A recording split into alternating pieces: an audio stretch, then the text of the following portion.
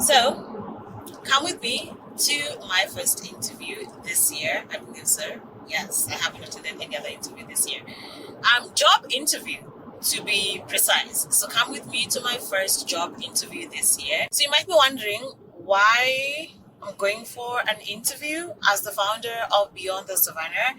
And the honest answer to that is Lorraine as the individual, not the brand, right? Lorraine as the individual would not be taking career advice to someone who hasn't attended an interview or hasn't been in the career space for or hasn't been in the corporate space for at least 2 years. To me, that is insane, right? Because the corporate world changes a lot, and I know this because the remote workspace changes a lot. When I was doing my interview, there was nothing in the line of introductory video.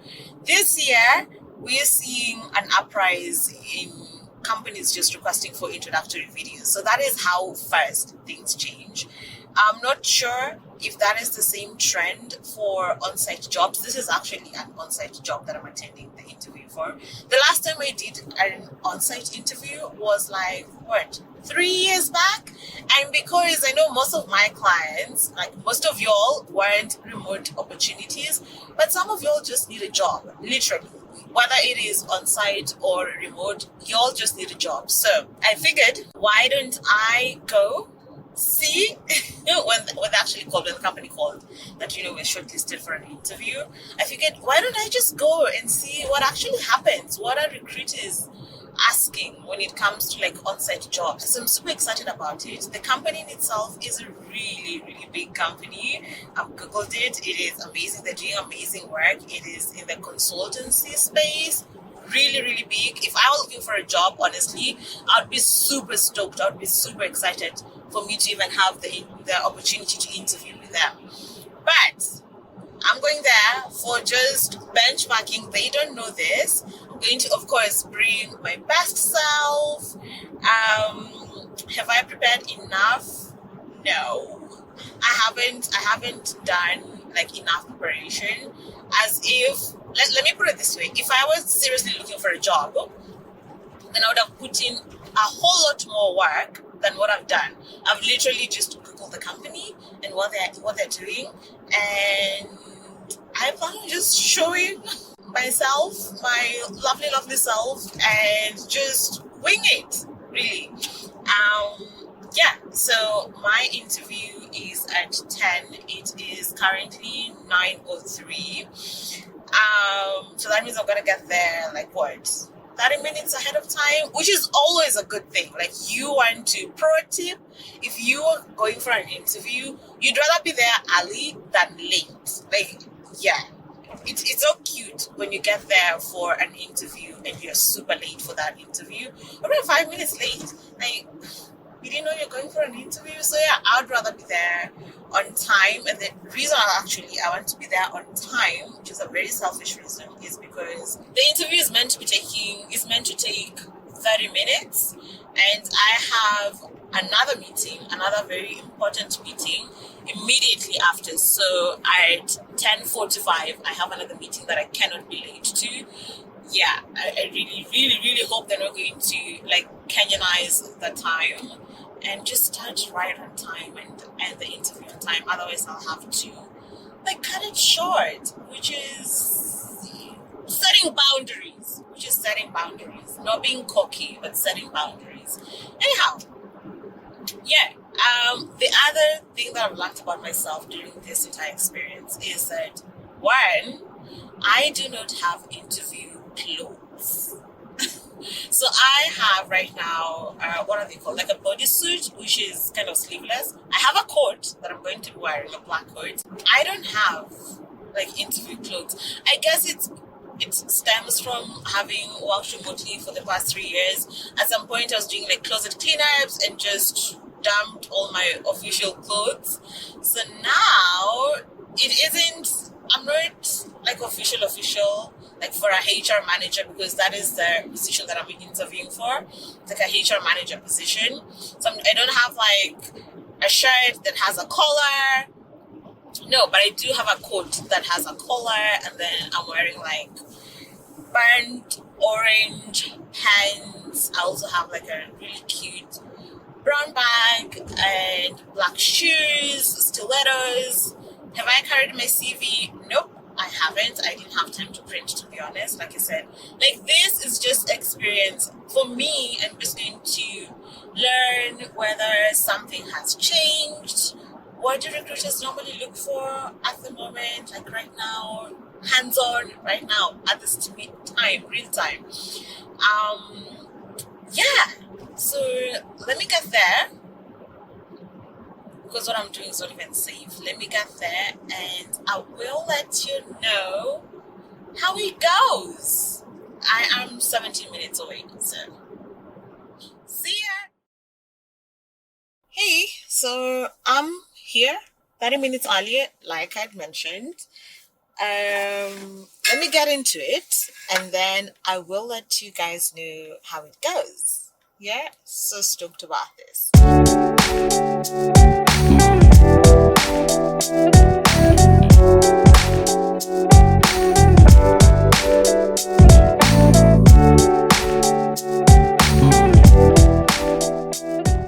I feel like this video has taken such a long time for me to actually finish it or complete shooting it.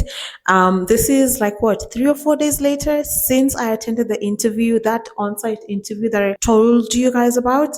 And I actually quite enjoyed the interview and I wanted to let you know, or rather I wanted to share with you guys my experience and just kind of let you guys know what to expect in an interview. I'm not saying that this is now like the holy grail, right? This is going to be how interviews are held moving forward, especially if you're interviewing in Kenya. However, I was actually pleasantly surprised and they did ask really awesome questions, which I was like, if only I was looking for a job, then I think I'd be a really good fit for the company and the team in its entirety. So let's delve into some of the questions that I was asked and how I answered those questions. And hopefully this is going to make someone's life a little bit easier and I don't know, maybe, just maybe, land you that job. So let's get started. Question number 1. So, of course, the very first question that they asked once you get in or once you get ushered in and you're asked to take a seat respectfully and you say thank you is tell us something about yourself. Now, if we've worked together, you know that I always ask that question because it never misses in an interview. In any case, it's like the recruiter is telling you that this is the question that I'm going to ask you, right? And I always like to tell my clients that you have the opportunity to capture and retain the recruiter's attention with the answer to that question. They're basically telling you that capture my attention. They're begging you, let me know why you're special and why we should actually hire you. So how I answered that question was 1, introducing myself and of course positioning myself as an expert. So I am a certified coach. I am a HR professional with over 9 years of experience. I particularly enjoy coaching, talent management and whatnot. And I also mentioned that, I have worked both locally and globally. I'm currently a fully remote employee, but I'm seeking something different. I'm seeking something more exciting, right? Yeah, so that was how I answered the very first question. Team that I would be working with, right, is that the hiring director did ask, how do you like to receive feedback? How do you like to be managed? 1, I have to position myself as an expert. 2, I had to actually let them know the different industries that I've worked in, what facets of HR I have been exposed to, and not forgetting me working both locally and internationally and how I actually plan on bringing value to their company. Yeah. So that was really awesome. Then the other question that I think they asked, and in no particular order because I really cannot remember right now, but the other question that they asked that I was really, really interested in, or, kind of showed me the kind of team that I would be working with, right, is that the hiring director did ask, how do you like to receive feedback? How do you like to be managed? And that is such a beautiful question because I remember for all my employees, right, for all the employees of Beyond the Savannah, we've actually had that conversation. But even more so in Superside, we used to ask that question to new employees, like the onboarding staff. So how do you like to be managed? How do you like to receive feedback? what kind of leadership style works for you. And for me particularly, I know I don't dwell well in gray areas. I like black and white. That doesn't mean that I would suffer in a gray area, but I'll just find it more difficult to maneuver. And then when it comes to feedback, I like be a straight shooter with me. Be very direct. Let me know. Have like what is it called? Like not even positive criticism, but you don't have to give me delayed feedback. Like you wait 6 months, 3 months for me to give me feedback on something that I did. Yeah, I wouldn't take that really well. So if I've done something or if there's an action I'm supposed to act on, please let me know right on the spot, preferably. And if you need time to think about it, then you know what, just don't take too long. Feedback is super important to me because that's how I grow. And if you refrain from giving me feedback, essentially you are hindering my growth, which is something I don't take lightly. I didn't say that bit, of course.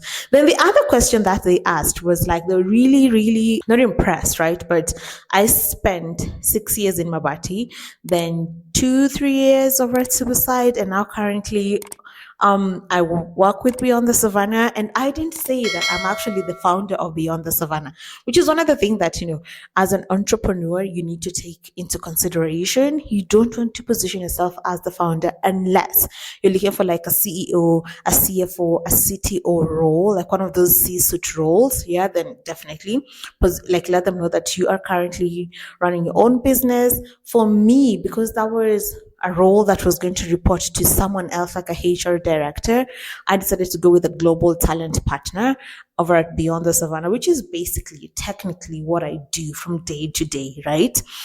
So that is what I went with. And so the question was, why spend 6 years over at Mabati, spend 3 years with Superside, and currently less than a year or a year plus with Beyond the Savannah, and you want to leave. So what is it that you're looking for? And that question took me so much time to actually respond to the point that the interviewers were like, we can give you that as homework. But I was like, if I leave this room with homework, then it means that I'm not able to think on the spot. I'm not able to be vulnerable and honest with them. So my answer to that was, of course, just explaining to them the opportunities that Mabati gave me. And that was like my first job. So I literally felt like I needed to do the work and just learn the different facets of HR, which I was very lucky and grateful for Mabati for having exposed me to all that.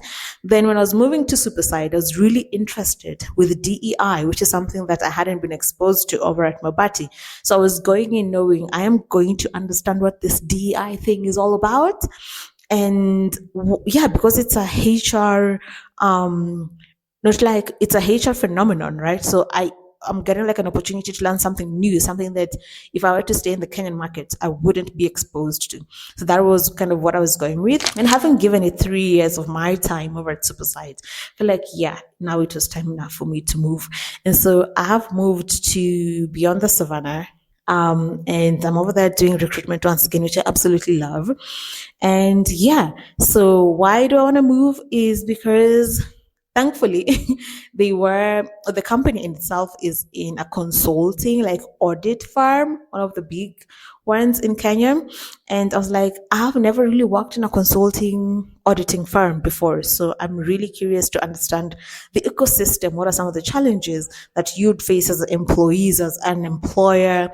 And how then can my skills and capabilities like impact that? So that is why I'm interested in working with you guys, which I think they ate. So I think it's really important for me to just note that throughout the 1 hour, which by the way was a conversation that was meant to last 30 minutes, but it ended up lasting an hour.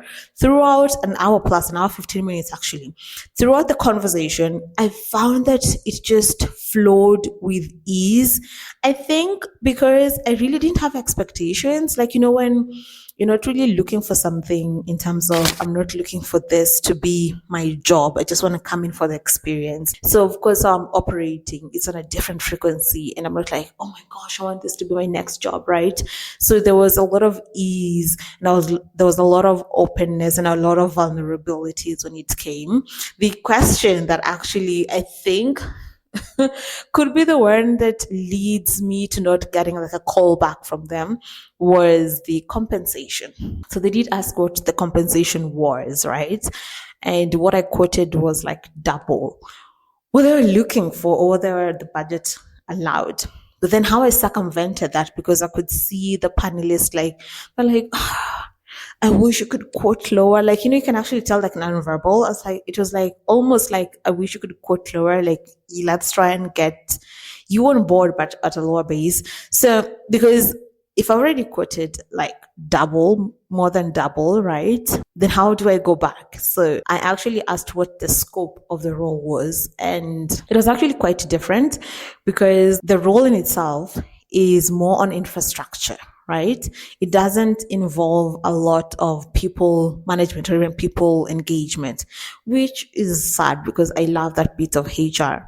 But that also comes with a lot of responsibilities and it felt like I needed to be compensated. So how I went about that was I did equate my current role with, having to deal with people. So I am fairly compensated because again dealing with people isn't easy, and that's why I was asking for that amount of money. But since they've explained the scope, right, and it doesn't involve people management, then the compensation kind of made sense. And yeah, I just like slashed. I was like, so the question was like, so how much are you willing to take? And I was really honest with them. I was like, the higher end of your budget, right? So I'll be willing to go with that. The other question that actually came, and this is particularly for remote workers, right? Who are perhaps wanting to go back to 9 to 5. I really wouldn't know why, but just in case, right? You're looking to move from remote to 9 to 5. The question that they asked was, wouldn't you find it a little bit difficult navigating a 9 to 5, right? And my answer to that was because the truth of the matter is, as a remote worker, there are instances where you feel really, really lonely. Let me put it this way. Video conferencing and like e-meeting people can only take you up to a certain step, right? At some point, because we are humans and intrinsically we like to connect, at some point you're going to crave that human touch, you're going to crave that human connection, that face-to-face connection. And that is why I always advise my clients that every once in a while, whilst you're working remotely, please go at a cafe, see people, see different faces, experience human being, right? Otherwise, you're going to be like socially awkward. It's very possible for you to actually be socially awkward. So that is what I went with, right? I actually told them that at some point during my remote work, I have felt like I crave the human interaction. And so for me, since it's more of a hybrid role, I think I'm at a space and time where I would appreciate more what I didn't appreciate when I was in my party, which means just having that human interaction, but then at the same time, having like 2 days in a week where I work remotely. And when it's a bit too much, I'm able to just take some time off. Yeah. So that's how I went around that question. Can I think of any other question? So the other questions were basically based on HR, like not behavioral. It was more on my skill set. And I did answer those quite well. So I'm expected to hear back from them within the next week. I will let you guys know how that goes. And if I get in or if I don't get in, then it is all fine. But I wanted to let you guys know that, just the entire experience that I had. And I know some of our followers actually just looking for a job, not just a remote job. They're not really picky. Like, I just want a remote job. They're just looking for a job essentially. And I hope this can actually help you navigate the work environment or just the job space even better. One thing that I would urge you to do is show more of your personality and go into the space, not actually having expectations, right? I think it's a lot easier for your personality to shine through and for you to just be your excellent, loving self when you're not putting a lot of expectations, putting a lot of demands on you. I know that you might be needing that job, but you thinking of how much you need the job might actually be working against you rather than for you. So show up and show up fully, and whatever is yours, and it will find you wherever you are, and whatever isn't yours will pass you by no matter what you do. Let's leave it at that. It was so nice talking to you guys, and I guess I will see you in the next one. Do let me know, what are some of your interview experiences that you've had? This, to me, was amazing. For a Kenyan company, it was amazing. It made me want to go back to the job market, only that I've got a business to run and I've got to help you guys get remote jobs. Anyhow, I will see you guys in the next one. Bye.